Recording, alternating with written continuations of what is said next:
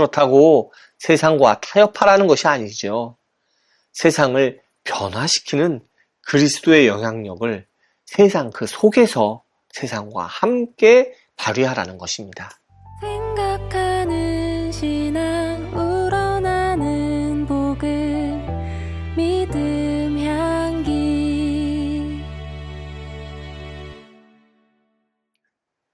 안녕하세요. 믿음 향기 채널에 오신 것을 환영합니다. 저는 이신영입니다.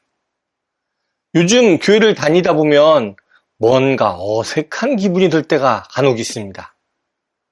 코로나19를 겪으면서 온라인 예배에 익숙해졌는데 다시 예배당에서 드리는 예배가 좀 가끔은 답답하게 느껴지기도 합니다.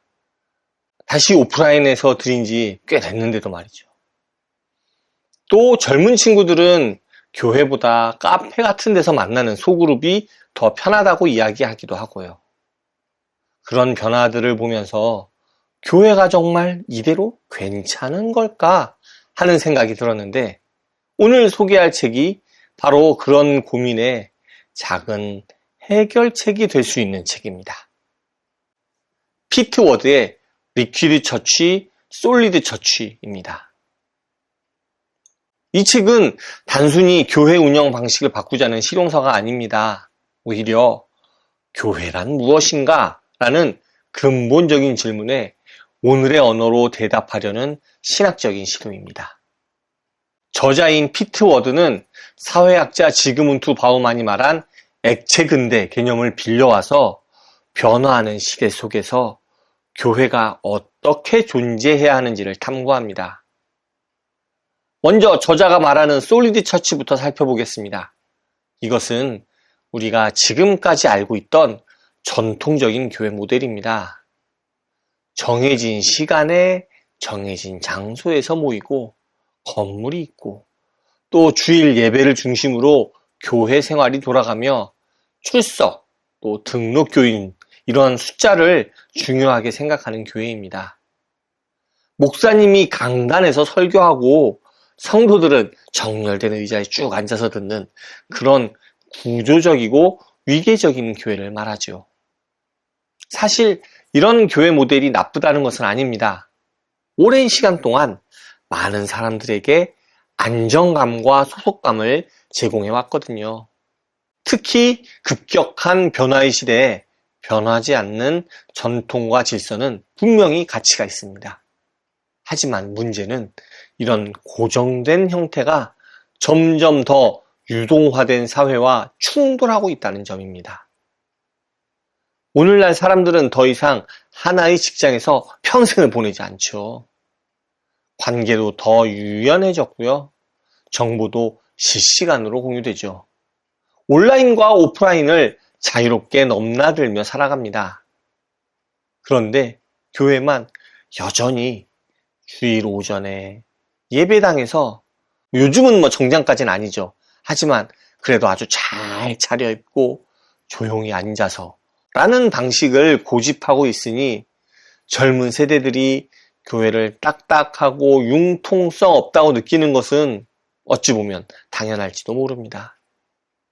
실제로 저도 가끔 젊은 친구들과 이야기해보면 교회는 좋은데 교회 다니는 게 부담스럽다라는 말을 듣는 경우가 종종 있습니다. 신앙은 있고 예수님도 좋아하는데 매주 일요일 아침에 차려입고 예배당에 가서 1시간, 좀 더 지나면 1시간 반가량 가만히 앉아있는 게 힘들 수 있죠. 그런 이야기를 들을 때마다 우리가 정말 중요한 본질을 놓치고 있는 건 아닐까 하는 생각이 듭니다. 그래서 저자가 제안하는 것이 바로 리퀴드 처치입니다. 이것은 고정된 틀을 벗어나서 더 자유롭고 유연하게 모이는 교회입니다. 청소보다는 관계를, 형식보다는 흐름을 중요시하는 교회를 말하죠. 꼭 예배당이 아니어도 커피숍에서 만나서 기도하고 말씀을 나누는 것도 교회가 될 수 있다고 봅니다. 온라인에서 서로를 위해 기도하고 격려하며 실시간으로 소통하는 것도 충분히 교회의 모습이 될 수 있다고 말하죠. 제가 얼마 전에 소개했던 오무교회가 온다와 정말 일맥상통하는 부분이 많더라고요. 오무교회에서는 MZ세대에게 어필할 수 있는 새로운 교회 모델을 제시했잖아요. 그 책에서도 MZ세대가 하나님을 떠난 것이 아니라 교회의 방식을 떠났다라고 분석했는데, 이 책도 비슷한 문제의식에서 출발합니다. 두 책 모두 전통적인 교회 형태에서 벗어나서 시대에 맞는 새로운 교회 모델을 찾아가자고 이야기하거든요. 오무교회가 온다, 그 책에서 성수동 팝업 스토어나 감성 카페를 예로 들면서 머물고 싶은 공간의 중요성을 강조했습니다. 그처럼 리퀴드 처치도 고정된 예배당보다는 사람들이 편안하게 모일 수 있는 다양한 공간의 가능성을 제시합니다. 그리고 수직적이고 권위적인 문화보다는 수평적이고 참여적인 문화를 선호한다는 분석도 일치하죠. 제가 이 부분을 읽으면서 정말 공감이 되었던 것은, 예수님께서도 두세 사람이 내 이름으로 모인 곳에 나도 함께 있다고 말씀하셨다는 점입니다. 그렇다면 꼭 거대한 예배당이나 정형화된 예배 순서가 있어야만 하나님을 만날 수 있는 것은 아니라는 것을 알 수 있죠. 작은 가정에서, 직장 동료들과의 기도 모임에서, 심지어 카페에서 나누는 진솔한 대화 속에서도 하나님은 우리와 함께 하실 수 있습니다. 특히 인상적이었던 것은 저자가 삼위일체 하나님을 관계의 흐름으로 설명한 부분이었습니다. 하나님 아버지와 아들과 성령이 서로 고정된 위계 질서 안에 계시는 것이 아니라 사랑의 관계 속에서 끊임없이 소통하고 흐르신다는 것이죠. 교회도 결국 이런 하나님의 관계 속에 참여하는 것이라면 교회의 본질은 건물이나 조직이 아니라 살아있는 관계라는 깨달음을 주었습니다. 그런 의미에서 리퀴드 처치는 단순히 새로운 방법론이 아니라 교회의 본질을 회복하는 일일 수도 있겠구나 하는 생각이 들었습니다. 성령 안에서 그리스도와 연결된 사람들이 만들어내는 살아있는 네트워크, 그것이 바로 교회의 참모습이 아닐까 생각합니다. 하지만 이 책이 그냥 이제 자유롭게 하면 된다 라고만 이야기하는 것은 아닙니다. 저자는 리퀴드 처치의 위험성도 분명히 지적하죠. 가장 큰 문제는 영적 소비자주의에 빠질 수 있다는 점이 아닐까 싶습니다. 교회를 쇼핑하듯이 이것저것 찾아다니면서 자기 취향에 맞는 것만 골라 먹다가 결국 어디에도 정착하지 못하고 이렇게 떠다니기만 할 수 있습니다. 또 그러다 보면 공동체성이 해체될 위험도 있죠. 너무 개인적이고 유동적인 관계만 추구하다 보면 서로에 대한 책임이나 헌신 없이 편할 때만 함께하는 아주 얄팍한 관계에 그칠 수 있거든요. 신학적으로도 그러한 기본적인 정신이 희석될 가능성이 있습니다. 정통교리나 성경적 가르침보다는 감정적 만족이나 개인적 경험을 더 중시하게 될 수도 있기 때문입니다. 그래서 저자는 유연하되 중심은 잃지 말아야 한다고 강조합니다. 리퀴드 처치라고 해서 아무렇게나 하는 것이 아니라 그리스도를 중심으로 한 신학적 기반을 확고히 하면서 그 형태는 유연하게 가져가야 한다는 것이죠. 이것이 정말 어려운 균형이지만 또 꼭 필요한 과제라고 생각합니다. 이 책을 읽으면서 우리 한국교회를 한번 돌아보게 됩니다. 코로나19 이후로 많은 교회들이 온라인 예배를 시작했지만 대부분은 어쩔 수 없는 임시 방편 정도로만 생각하고 있었던 것 같습니다. 방역 단계가 완화되면서 예전처럼 돌아가야 한다라는 식으로 좀 접근하는 경우가 많았던 것 같네요. 정말 시대의 변화를 읽고 교회의 본질을 회복하려는 노력보다는 기존 시스템을 유지하는 데만 급급한 모습이 아니었을까요?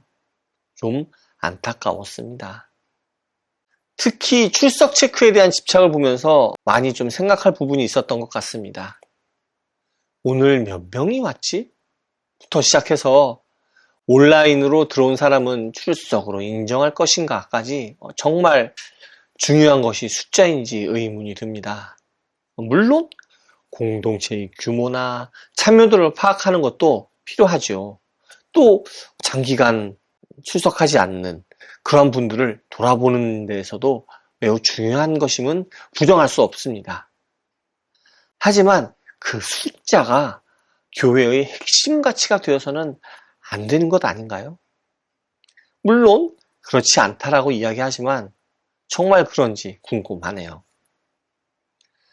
또 한 가지 중요한 것은 저자가 하나님의 영이 교회 안에서만 역사하는 것이 아니라 문화 속에서도 일반 은총의 형태로도 뜻밖의 사람들을 통해서도 일하신다고 말하는 부분입니다.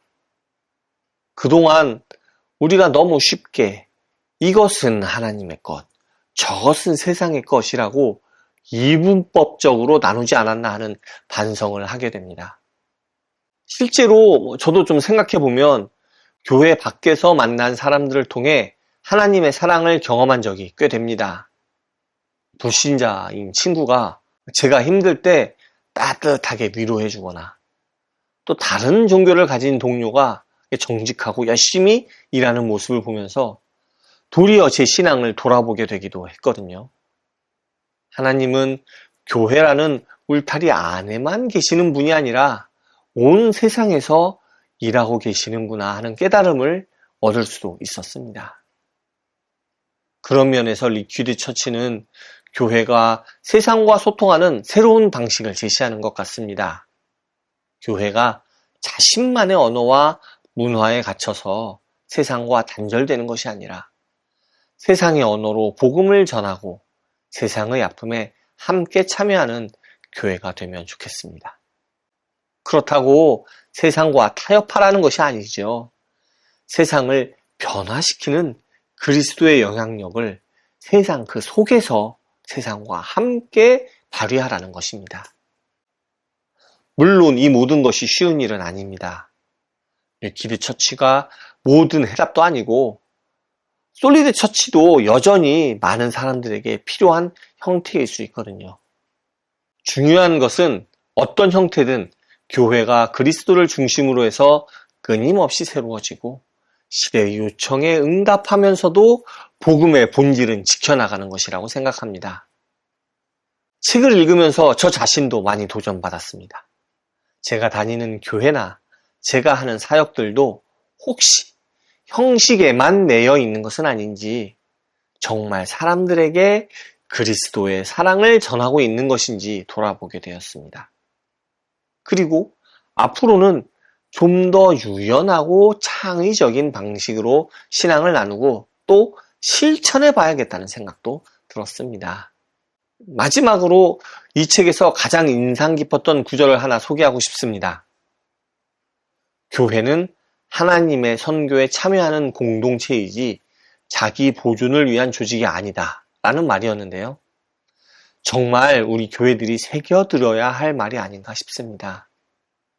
교회가 존재하는 이유는 교회 자체를 유지하기 위함이 아니라 하나님의 사랑을 세상에 전하고 하나님의 나라를 확장하기 위함임을 잊지 말아야겠네요. 오늘 준비한 내용은 여기까지입니다. 여러분이 다니시는 교회는 어떤 모습인가요? 그리고 여러분의 신앙은 지금 리퀴드로 흐르고 있습니까? 혹시 멈춰 있지는 않나요? 형식에 매이지 않고 그리스도와의 살아있는 관계 속에서 신앙을 새롭게 해나가는 우리 모두가 되기를 간절히 소망합니다. 감사합니다. 다음에 또 오세요.